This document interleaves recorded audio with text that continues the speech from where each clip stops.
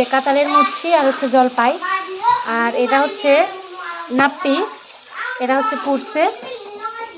তো পুরা নাপ্পিতে এই যে মরিচ দিবে, এখানে মরিচ বাড়তেছে, এই মরিচের সাথে হচ্ছে এই নাপ্পিটা দেওয়া হবে আর কি। পরে হচ্ছে সব সুন্দর করে মাখানো হবে। এই যে এইভাবে মিক্স করতে হয় সুন্দর করে,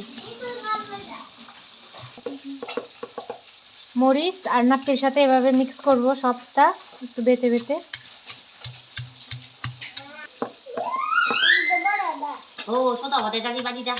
সোদা হতে নাই, সুন্দর করে মিক্স করতে হবে একটু বেটে বেটে, তাহলে একটু মজা হবে আর কি। এই যে এটার হচ্ছে ফাইনাল লুক এসছে এরকম।